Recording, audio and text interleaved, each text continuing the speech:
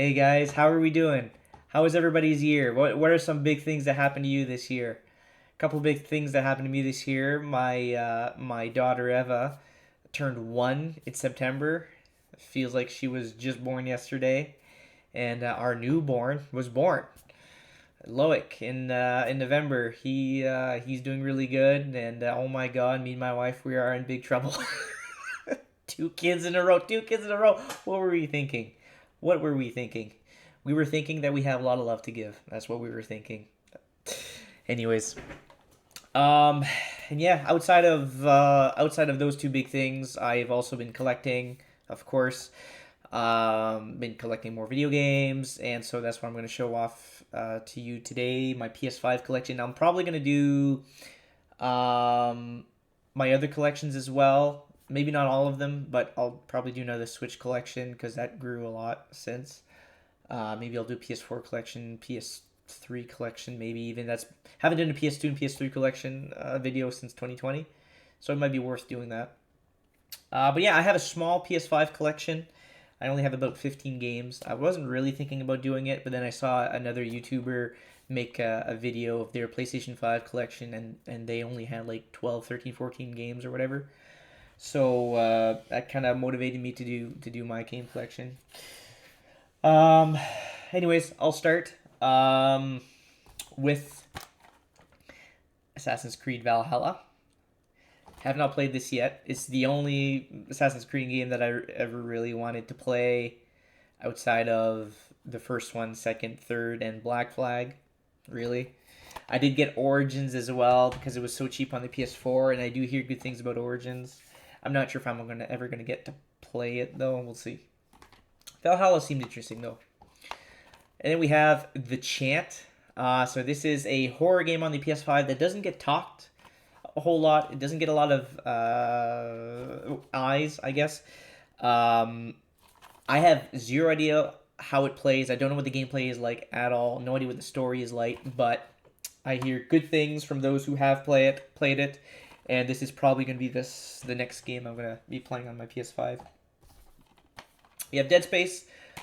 This game, I played it. I didn't beat it. It felt to me like I was just playing Dead Space all over again on the PS3.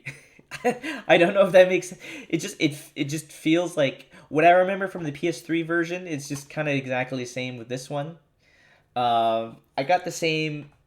It was the same thing. It was the same experience with Spyro when I played Spyro remake on the PS4. In my head, I was just like, well, isn't this just the same game, same graphics and everything on the PS1? Is I know it's not, but I don't know if I'm making any sense.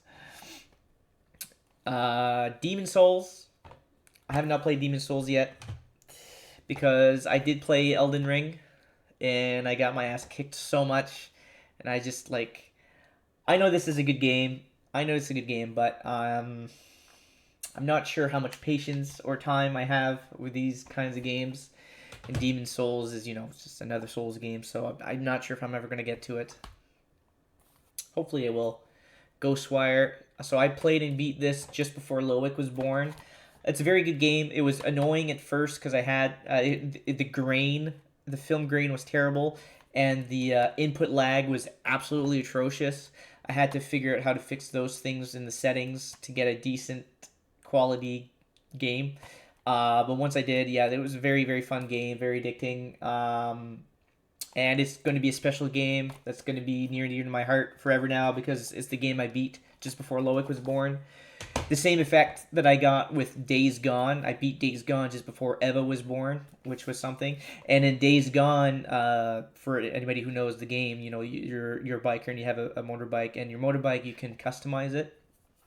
And one of the customizations for the motorbike is you can turn the tank into the baby from Death Stranding in its tank, like the BB-8 or BB whatever.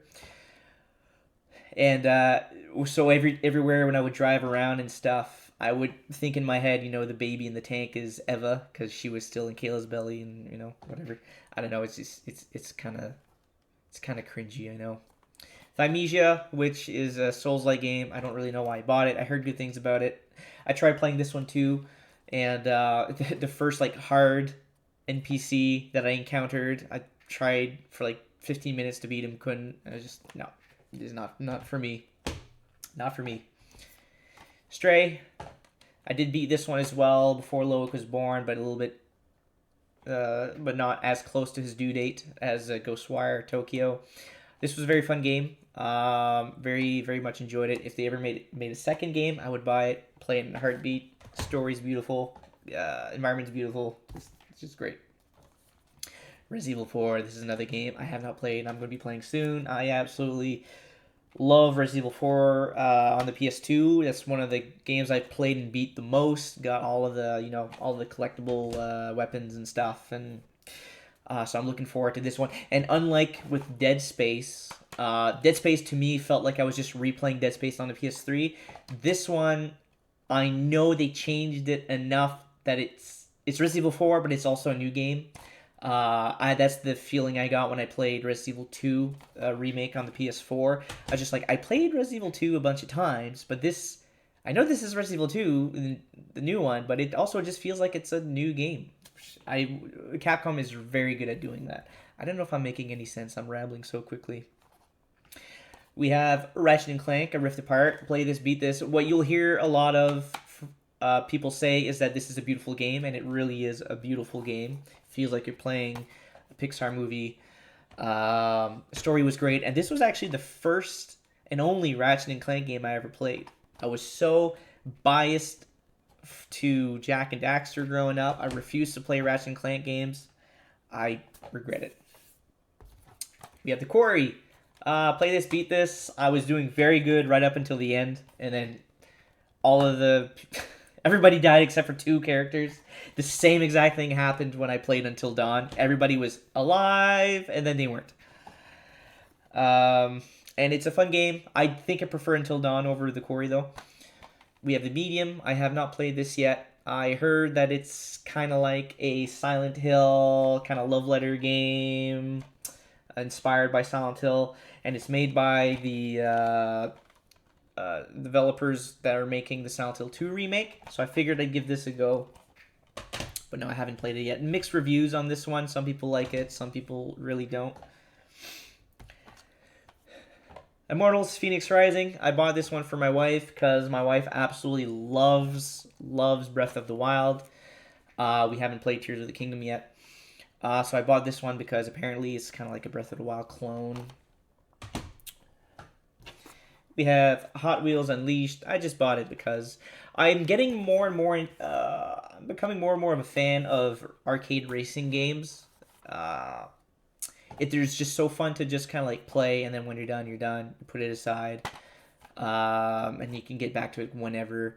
I'm more of a fan of those types of games these days now that I'm so busy. If I play a game that's heavily story driven, and then I just don't touch it for a week and then come back, it's like, what the hell was I doing? What the hell was the story? Arcade racing games are great for that. They're fun and there's no story behind them. I know this isn't an arcade racing game. I don't think so. It's a Hot Wheels game, but whatever. And last but not least, Grey Hill Incident. So, I am an absolute huge fan of the environment. The environment, the feel, it's perfect. It's exactly what I want an alien abduction game to be like. The tone of this game is just perfect. Perfect. Where it fails, it's the gameplay. The gameplay sucks. It's just terrible. You just have to it's like a walking simulator where you have to go to like a couple of houses nearby, and then you have to find stuff. And then the aliens themselves are just so silly. They'll just kind of like skittle towards you and then try to catch you, and then you'll either evade them or you won't. But the gameplay's kind of boring. It's kind of sucks. But the environment for this, I would love for a gaming company I would love for them. Maybe they can try again, but make an actual good game. But that's it for me. Have you guys bought more PS5 games throughout the year? What are some of your favorite PS5 games? Let me know. See you later.